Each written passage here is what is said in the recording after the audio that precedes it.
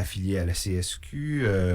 Éric, merci d'être là déjà. Ben, bon matin. Bon merci, matin. Éric, merci. on va vous recevoir de temps en temps pour avoir votre point de vue sur ce qui mijote dans le secteur de l'éducation. C'est particulièrement à propos en ce moment, là, dans le contexte actuel, compte tenu des enjeux, d'une part, qui traversent le secteur, et du grand effort de rattrapage scolaire qui est imposé aux élèves qui ont accumulé des retards pendant les grèves.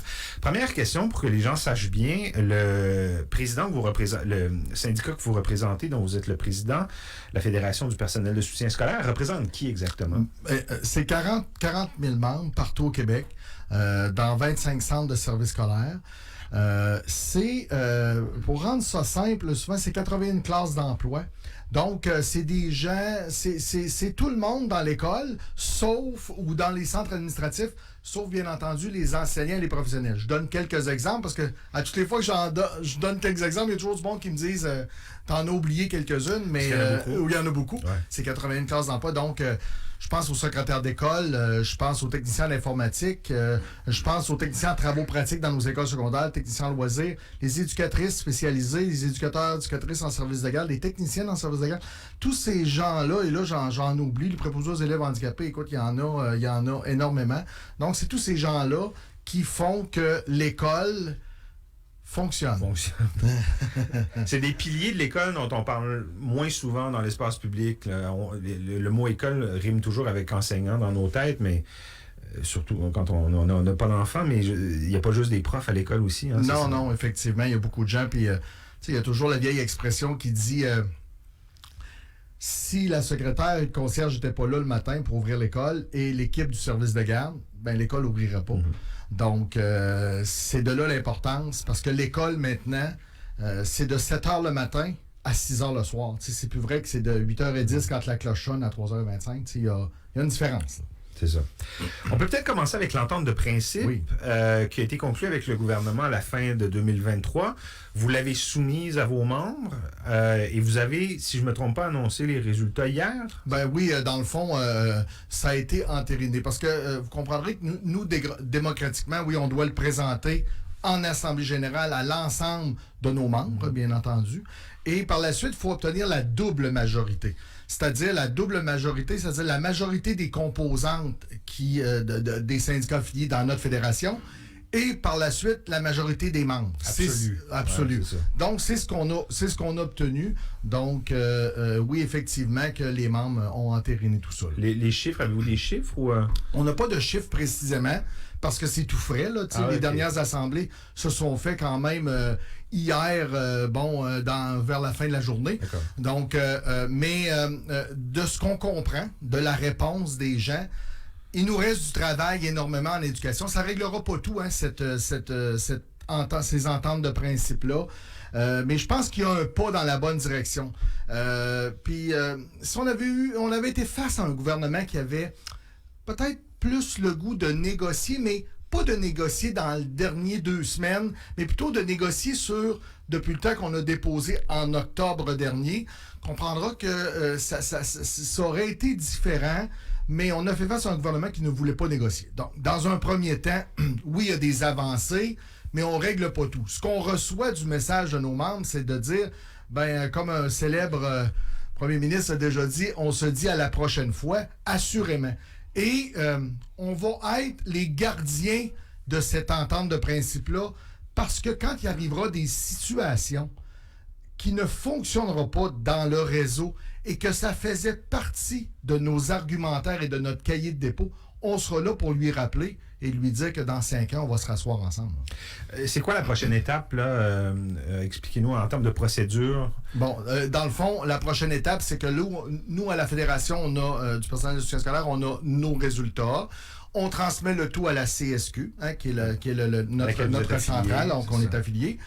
Et par la suite, ils amènent les données au Front commun. Parce que chaque organisation du Front commun fait exactement la même façon, le même exercice que nous. Donc, tout ça ensemble fait que... et les syndicats ont jusqu'au 19 février là, pour faire leur assemblée générale.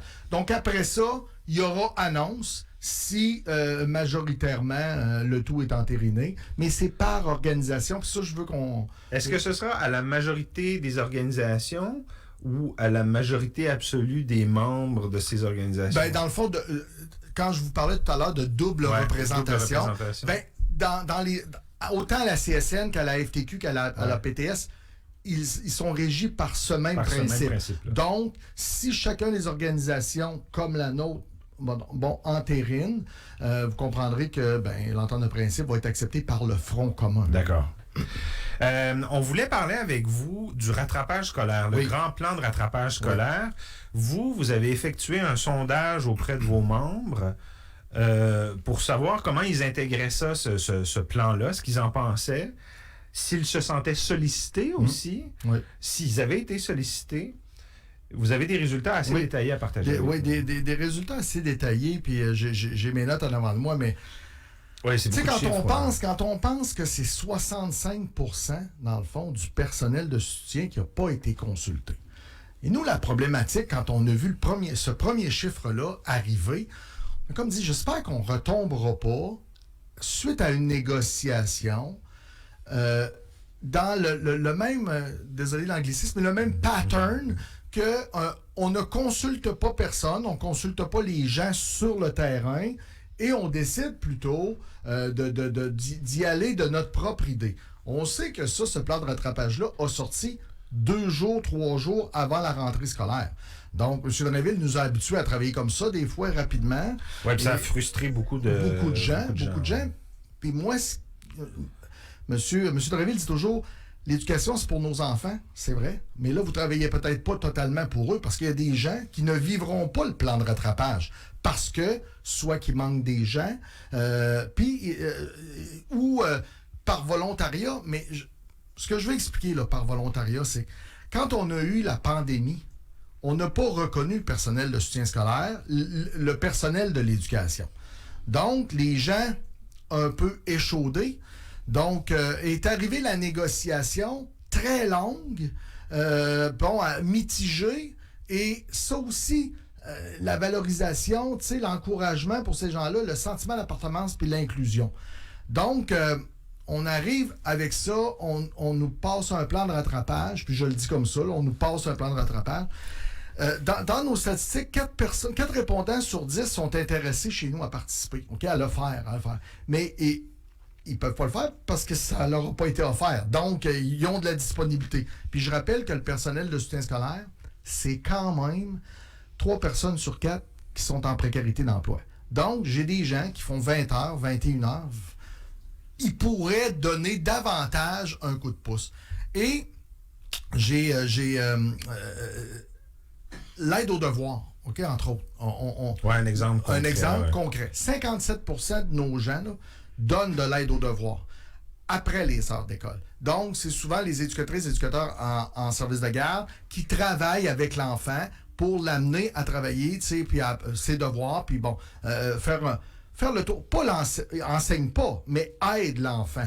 Donc, puis là, tout ce qui est éducation spécialisée, nous, ce qu'on dit, c'est que on peut s'occuper des enfants en dehors, mais pendant les heures de classe, je pense qu'il devrait y avoir une augmentation d'heures. Puis on a des gens, entre autres les éducateurs spécialisés, mais tous les préposés aux élèves handicapés. Ces gens-là qui travaillent pour amener une régularité avec ces enfants-là qui ont des problèmes, des handicaps, donc des situations plus précaires. Pourquoi pas avoir plus de temps pour travailler avec eux, pour stabiliser tout ça. On a les classes d'emploi là, qui touchent, là, les TES, éducateurs spécialisés, éducatrices service de garde, surveillants d'élèves. Pourquoi qu'il fait juste son 10 heures? Pourquoi qu'il n'en ferait pas 14, 15, 16 ou 20 ou 25 pour être capable de travailler avec les étudiants en relation d'aide? Moi, je me souviendrai toujours que j'avais un concierge, M. Beaulieu, qui me permettait toujours de prendre un berlingot de lait de plus là, quand je faisais la livraison dans la classe. Ça fait longtemps, mais on le fait. J'ai fait ça aussi. Oui, mais c'est ça. Il y a comme des...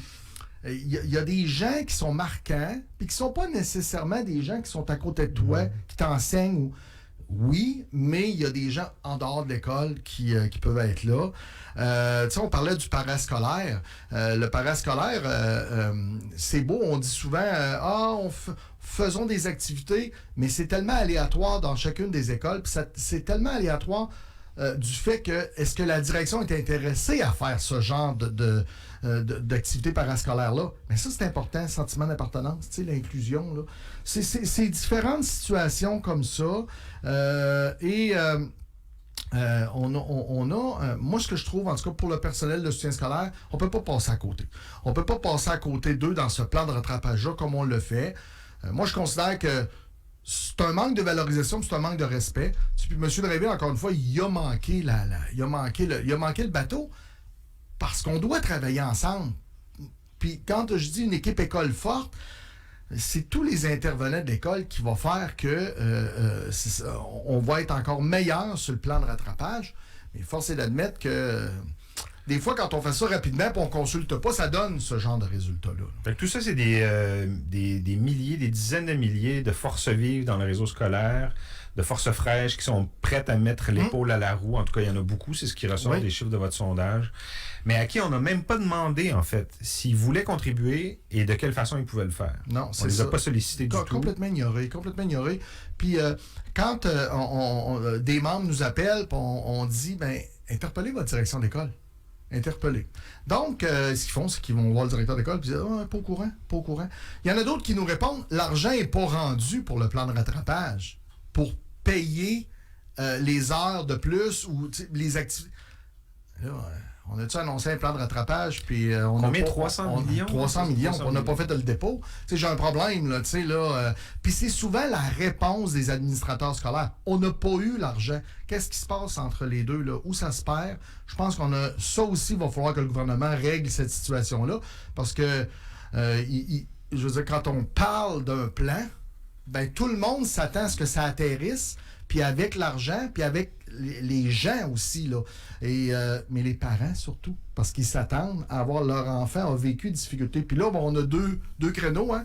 On a ceux qui étaient dans le Front commun qui ont fait 8 jours et demi de journée de grève, puis on a ceux qui sont avec la FAE qui ont fait 24 jours de grève. Mais j'ai envie de dire là, que un plan de rattrapage, là, ça fait 20 ans qu'on en demande des plans de rattrapage pour aider les enfants en difficulté, pour avoir plus d'heures, puis être capable de les accompagner plus longtemps. Puis c'est au-delà des heures et de la paye, là. C'est le service à offrir. Ça fait 20 ans qu'on le demande. Et là, on nous arrive avec un plan de rattrapage. On avait peut-être besoin d'une bouée de sauvetage, mais là, il faut...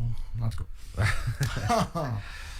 Bon, Éric Pronovo, merci beaucoup de nous expliquer tout ça. Éric, on va se revoir régulièrement comme ça, puis à chaque fois, on pourra explorer ensemble des angles du milieu de l'éducation, puis de ce qui arrive avec vos membres, donc le personnel de soutien scolaire, dont on parle pas forcément beaucoup dans l'actualité. À la prochaine, Éric. Merci, au plaisir d'une prochaine fois. Au revoir. Bye.